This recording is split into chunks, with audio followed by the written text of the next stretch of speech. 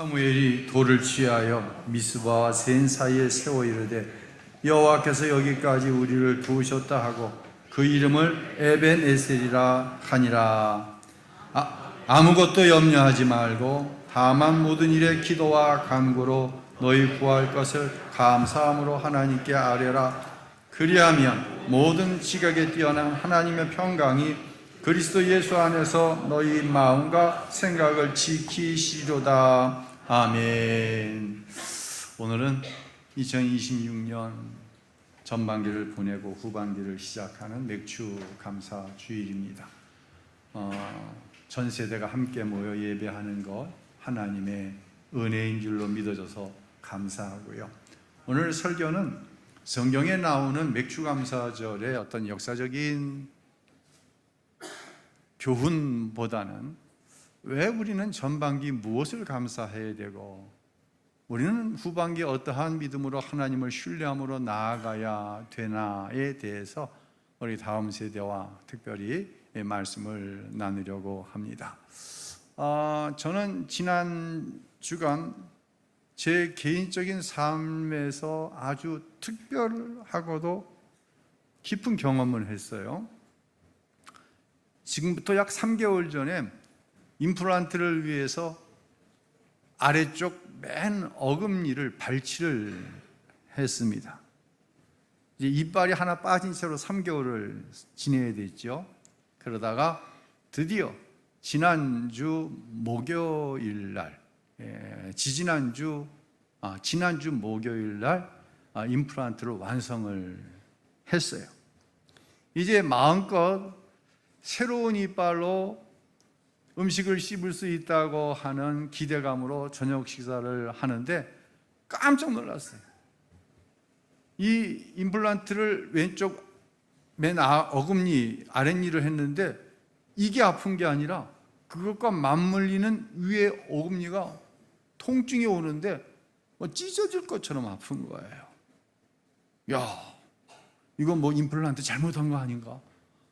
이거 다시 하려면 그 고생스러움이 막 생각이 나면서 전화를 했더니 다음 날 병원에 오라고 해서 그 다음 날 금요일 아침에 치과에 갔어요. 원장님이 제 상태를 이야기를 들어보더니 아주 흥미로운 진단을 내렸습니다. 이런 얘기를 하는 거예요. 목사님, 3개월 동안 아랫니가 없으니 윗니가 아랫니와 부딪힐 일이 없었습니다. 원래부터 미세한 염증이 어금니에 뿌리에 미세한 염증이 있었는데 3개월 동안 아랫니가 자기를 건들지 않으니 윗니가 아이고 이거 봐라 편안하네 아무런 반응을 하지 않다가 3개월 만에 아랫니가 반응을 주자 윗니가 견디지 못하고 아이고 아파 하는 통증이 목사님께 그대로 전달된 것입니다 라고 얘기하는 거예요. 그러면서 의사가 매우 의미 있는 얘기를 저에게 했어요. 참고로 그분은 교회에 다니지 않는 불신자입니다.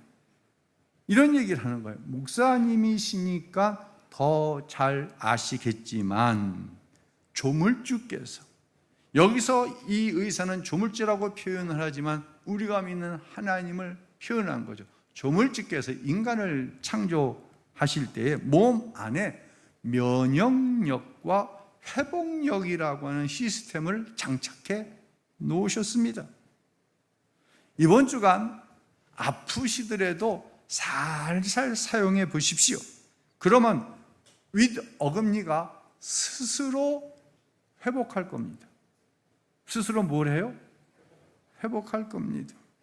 결국 인간을 치료하고 회복시키시는 본질은 창조자가 설계한 면역력과 회복력이지 저희 의사들이 의술을 가지고 행하는 것은 보조 수단에 불과합니다. 굳이 좀 과장해서 하자면 의사의 역할은 0.1%에 불과합니다 라는 얘기를 하는 거예요. 면역력과 무슨요? 지창용 안수 집사님 어디 미국 잘 갔다 왔어요? 시차가 회복됐어요? 됐어요? 회복력이 점점 빨라져요? 야, 난 미국 갔다 오면 일주일은 헤매는데 너무 자주 갔다 오니까 회복력이 막 그런 것도 있고 안 그런 것도 있겠죠. 자, 의사는 이를 건들지도 않았어요. 그렇다고 약을 처방해 준 것도 아니에요. 그냥 한 주간 기다려보자는 거예요. 그렇게 이제 한 주간이 지나 병원 예약이 된 금요일이 됐어요. 그저께죠.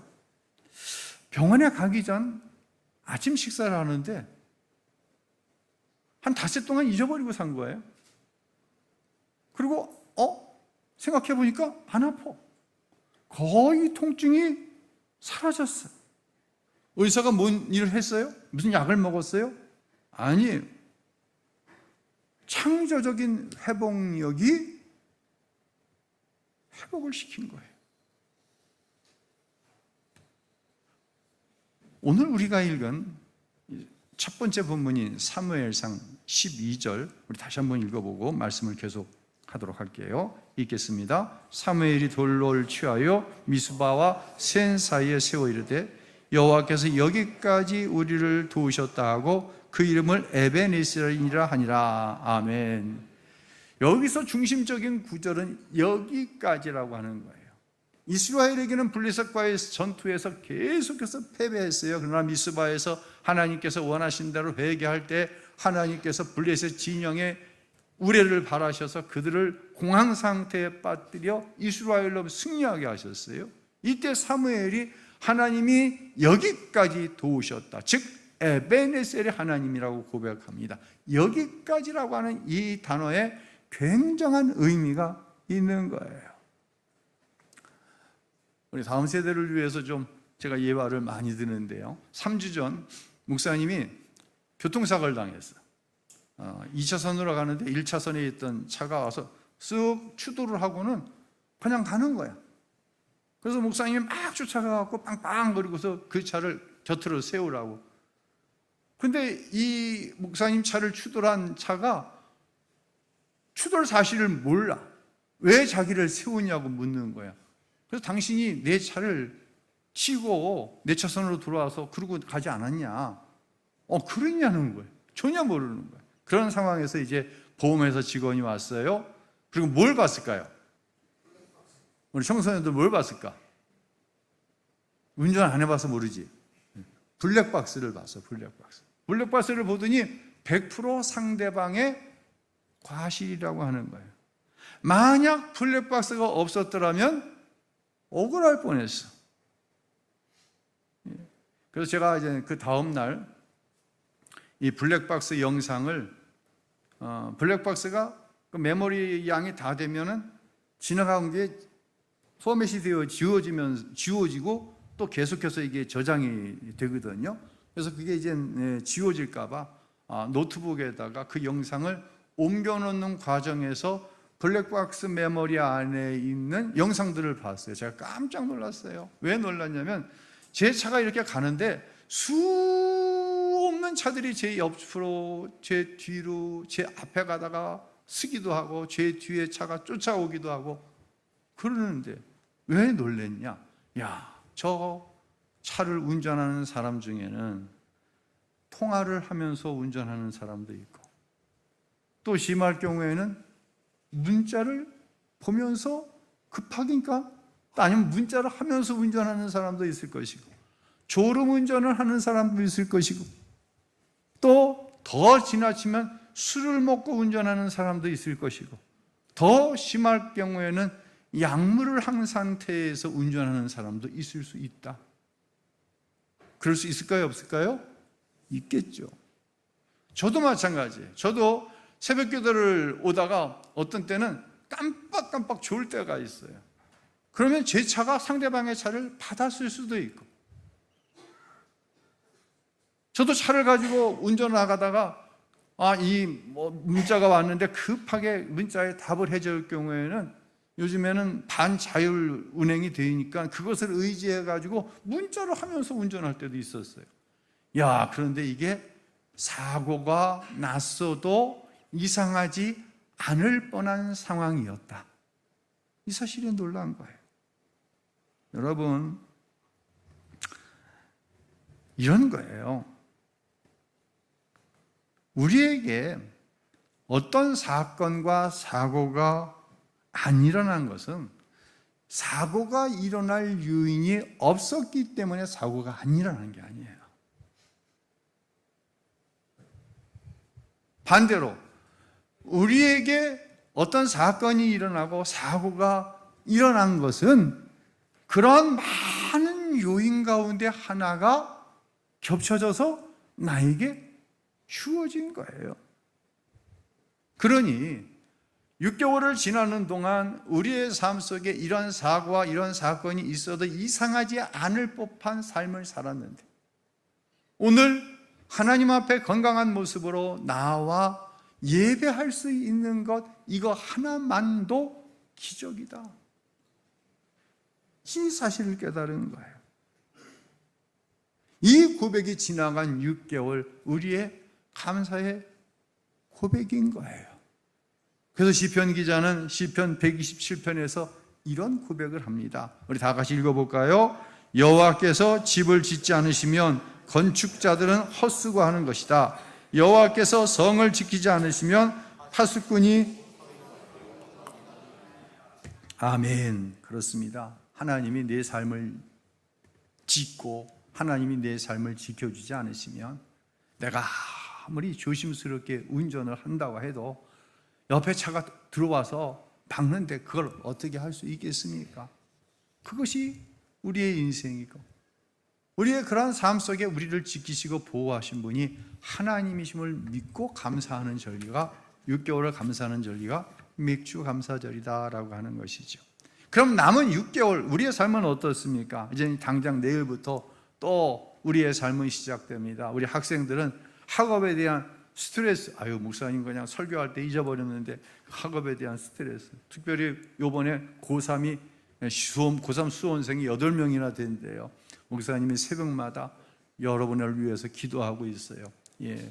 막 스트레스가 되죠. 본인만 스트레스가 되나요? 우리 학생들 분명히 기억해. 여러분이 100이라는 스트레스를 받는다고 하면 여러분의 아빠는 101, 여러분의 엄마는 200% 스트레스를 받는단다. 그뿐이에요. 누군가는 취업의 문제 때문에, 누군가는 사업의 문제 때문에, 누군가는 관계의 문제 때문에, 누군가는 물질, 육체적인 질병, 너와 나와의 관계, 사명을 어떻게 감당하면 좋을까? 정말 한두 끝도 없이 우리의 삶에는 문제투성이에요. 하나님께서는 바울 사도를 통해 이런 말씀을 주셔요. 우리 한번 같이 읽어볼까요? 아무것도 염려하지 말고 다만 모든 일에 기도와 간구로 너희 구할 것을 감사함으로 하나님께 아뢰라. 그리하면 모든 지각에 뛰어난 하나님의 평강이 그리스도 예수 안에서 너희 마음과 생각을 지키시리라. 아멘. 제가 이렇게 한번 적용을 해봤어요. 자, 우리는 영상 올려주세요. 사진. 우리는 삶을 살면서 기대라고 하는 걸 해요. 너무 조금해서 안 보이죠? 이런 거예요. 무슨 기대냐? 자, 아이를 출산했어요. 그럼 너무 행복하죠. 이 아이를 통해 하나님께서 우리의 가정에 주실 행복에 대한 기대를 막 합니다. 남녀가 만나 결혼을 했습니다. 기대를 해요. 내 가정을 통해 내가 누릴 행복을 기대를 하는 거예요. 새로운 직장을 갔습니다. 그 직장에서 누릴 성취감, 이런 기대를 하는 거죠. 사업을 시작했습니다. 이 사업을 통해 내가 누릴 어떤 물질적인 풍요로움, 이런 것에 대한 기대를 하는 거예요. 그런데 우리의 삶의 공통적인 것은 뭐냐면 기대가 그 현실로 반드시 이루어지지는 않는다, 이루어지지는 않는다는 거예요. 기대와 현실에 어긋남이 있다는 거예요. 기대가 있습니다. 현실이 있습니다. 어긋났어요. 어긋난 공간에 찾아온 것이 뭐냐? 우울감이다 라고 하는 거예요. 우울감. 여러분 가운데 아우 나는 우울증이에요. 왜 우울증이 왔습니까? 다른 이유도 있을 수 있지만 내 삶에 대한 기대감, 아까 말씀드린 그런 여러 기대감이 있었는데 그 기대감이 현실과 너무 먼 거예요. 겹쳐지질 않는 거야.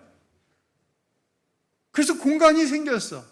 이 공간에 쑥 하고 어떤 마음이 찾아왔다?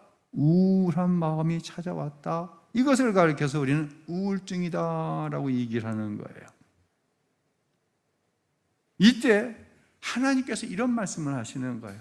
아무것도 염려하지 말아라.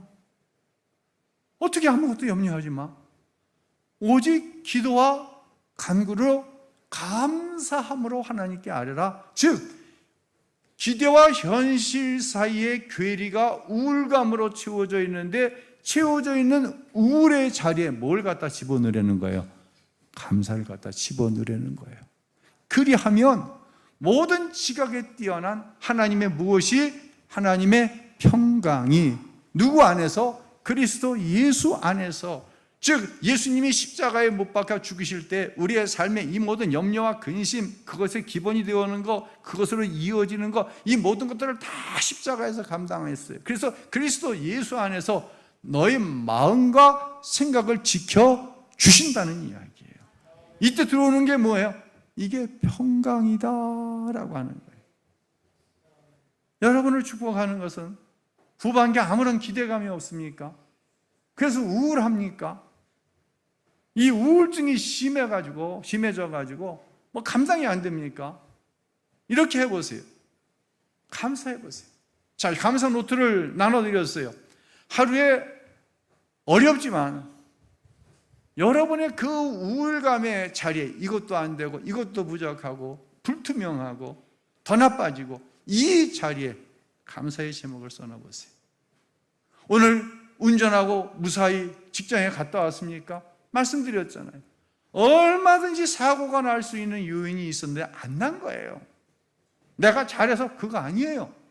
나는 내 차선 가는데 남의 차선에서 치고 들어오는 일들이 우리의 삶에 얼마든지 있어요. 난 성실하게 사업을 감당하고 난 성실하게 아이들을 위해서 살았어요.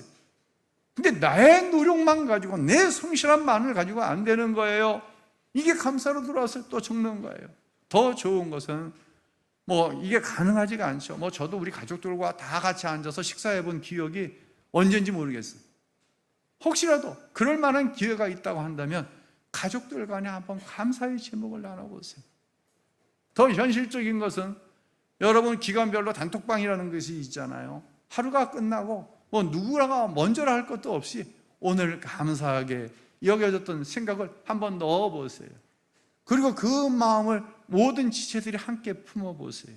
그때 기대와 현실의 괴리 속에서 자리 잡고 있던 우울감이라고 하는 자리에 감사가 밀려오는 것, 평강이 밀려오는 것, 이것이 우리가 가져야 할 후반기 하나님이 주신 약속의 말씀인 줄로 깨달으시기를 바랍니다. 치과 의사가 목사님 회복력이 있어요. 조물주가 그렇게 만드셨어요. 그러니까 짧게 염려하지 마시고 그냥 살살 사용해 보세요. 일주일만 기다려 보세요. 몸이 스스로 회복할 거예요. 할렐루야. 하나님이 우리의 삶을 회복시키시는 거예요. 뭐 할 때? 의사의 전문성을 믿었기 때문에. 이 의사는 이런 환자를 수도 없이 본 거예요. 학교에서는 이런 거 안 가르쳐줬어. 조물주가 있다, 하나님이 계시다, 이런 얘기 안 했어. 그런데 의사 생활을 30년, 40년 하다 보니까 저절로 회복이 되네. 이게 어떤 시스템에 의해서 이게 되네. 그럼 이런 시스템을 작동시키시고 원래 만드신 분이 있을 거 아니야. 그분이 하나님이구나. 그래서 저는요, 이번 치과에 가서 저 사람은 교회도 안 다니는데 목사인 저한테 왜 이렇게 잘하지? 저한테만 잘하는 게 아니라 우리 가족 전체한테 잘해. 치료비도 안 받아. 그러니까 이 사람은 교회만 안 다녔지 내가 볼 때는 하나님 믿는 사람이야. 아니 임플란트 같은 건 다 받아. 소소한 치료, 소소한 거.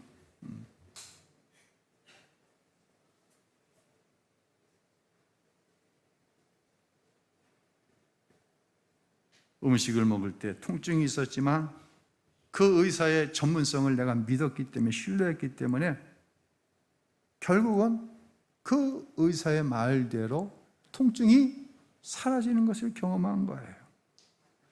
교회를 다니지 않는 고도로 숙련된 고도의 지식을 가지고 있는 이 의사가 자신의 진료의 경험을 통해 경험한 것이 의사의 기술은 0.1%일 뿐입니다. 조물주가 만들어 놓은 면역력과 회복력이 진짜입니다 라고 고백하는 거예요. 전 세계에서 가장 우수한 과학자들이 모여 있다고 하는 것이 미 항공우주국, 흔히 나사라고 이야기를 하죠. 나사에 있는 최고의 과학자들이 하나님을 믿을까요, 안 믿을까요? 자, 두 사람만 제가 소개를 할게요. 나사에서 달에 최초로 사람을 보낸 세턴 5호 로켓을 개발해갖고 그 로켓에 사람을 태워갖고 달에 보낸 과학자가 베르너 폰 브라운이라고 하는 박사예요. 이 베르너 폰 브라운이 이런 고백을 했습니다. 자, 한번 띄워줘 보세요. 한번 앞에 보시고요. 우주의 광대함과 그 안에 흐르는 정밀한 질서를 보면서 어떻게 이 모든 것이 우연히 생겨났다고 믿을 수 있겠습니까? 우주적 설계를 연구하는 과학자에게 창조주 하나님을 신뢰하는 믿음은 지극히 당연하고 과학적인 결론입니다. 우주라는 거대한 정밀 기계 뒤에 있는 반드시 그것을 만드신 마스터 엔지니어인 위대한 설계자가 계십니다. 이 위대한 설계자가 누구라는 거예요? 하나님이라는 거예요. 1971년 아폴로 15호를 타고 달 표면에 착륙해서 탐사를 했던 제임스 어윈이라고 하는 사람이 있죠. 이 사람이 달에서 지구를 바라본 후에 지구로 귀환을 했어요. 그리고 수많은 기자들 앞에서 이런 고백을 합니다. 사람들은 제가 달 위를 걸었던 것이 인류 역사상 가장 위대한 사건이라고 말합니다. 하지만 저는 압니다. 인류 역사상 가장 위대한 사건은 인간이 달 위를 걸은 것이 아니라 이 모든 우주를 창조하신 하나님이 인간의 몸을 입고 이 지구 땅 위에 걸어 내려오셨다는 사실, 즉 예수 그리스도의 성육신입니다. 달에서 바라본 지구는 하나님의 사랑 없이는 단 1초도 유지될 수 없는 아름다운 창조물이었습니다 라고 고백을 했어요. 세상의 과학이 아무리 발전해도, 발전하면 발전할수록 눈에 분명하게 보이는 것이 있습니다.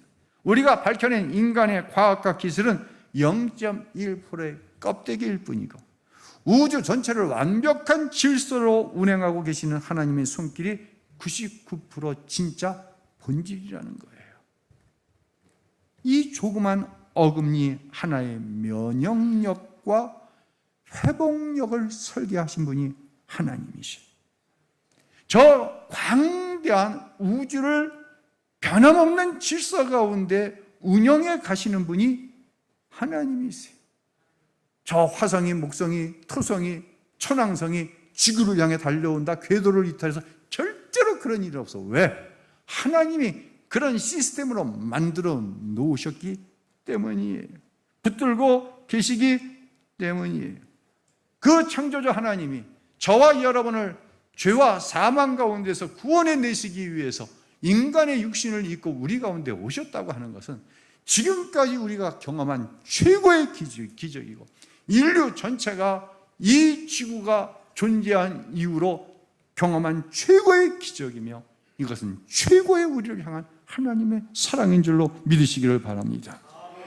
오늘 저와 여러분의 하반기 인생을 이 하나님이 붙들고 계시는 거예요. 그분이 우리의 아버지 하나님이십니다. 그분을 신뢰할 때 주어지는 게 뭐냐? 이게 감사라고 하는 거예요. 누가 이기냐는 거예요.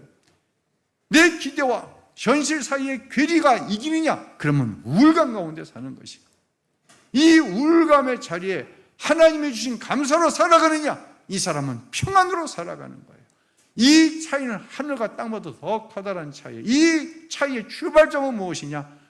우주 만물을 만드시고 이 어금니 하나를 회복시키시고 명령력을 통하여서 있게 하시는 그 하나님을 신뢰하는 믿음, 이 신뢰하는 믿음이 우리의 입술을 통해, 우리의 영혼을 통해 하나님을 향한 감사를 바라게 하신다고 하는 거예요. 이것이 우리가 맥주 감사주의를 맞는 근본적인 정신인 것입니다. 신앙인 것입니다. 사랑하는 성도 여러분을 축복합니다. 특별히 우리 다음 세대를 축복합니다. 우리 시편 50편 23절로 결론을 내리도록 하겠습니다. 우리 다 같이 읽겠습니다. 감사의 제사를 드리는 사람은 내게 영광을 돌리는 것이니 길을 곧게 닦는 사람에게는 내가 내 구원을 보여주겠다. 아멘. 할렐루야.